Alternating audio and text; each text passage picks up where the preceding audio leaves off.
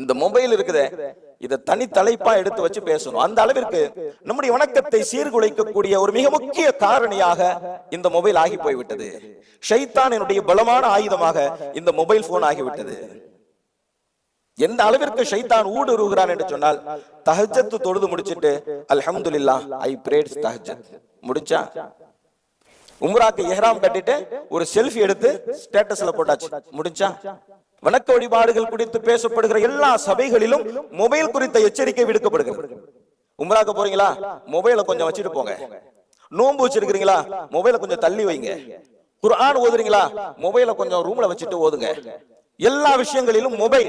ஏன் என்று சொன்னால், நமக்கு தெரிகிறது நம்மை அறியாமல் இந்த மொபைலை எடுத்து எடுத்து பார்த்து பார்த்து பார்த்து பார்த்து தேவையான செய்தியை தெரிந்து கொள்வது கூட ஒரு பெண்ணினுடைய அழகிய குரல் வழியாகத்தான் தெரிந்து கொள்ள வேண்டும் என்கின்ற ஒரு நிலை வந்து விட்டதா இல்லையா? பாவங்கள் பரவலாக்கப்படுகிற போது அந்த பாவத்தில் இருக்கக்கூடிய வேகம் புரியாது என்பதாக சொல்லுவார்கள். அப்படி வேகம் புரியாத நிலையில் ஊடுருவி விட்ட ஒரு பாவம் தான் இந்த மொபைல் போன். நாளைக்கு மறுமையில அல்லாஹ் கண்ணை தனியா விசாரிப்பா, காதை தனியா விசாரிப்பா. அதெல்லாம் விசாரிக்க தேவையில்லை. மொபைல் போனை சாட்சியா கொண்டு வந்து இவரை பத்தி சொல்லுன்னு சொன்னா, அவர் பார்த்தது, பேசினது, கேட்டது எல்லாத்தையும் சொல்லிருமா இல்லையா? கவனம் வேண்டும், எச்சரிக்கை உணர்வு வேண்டும்.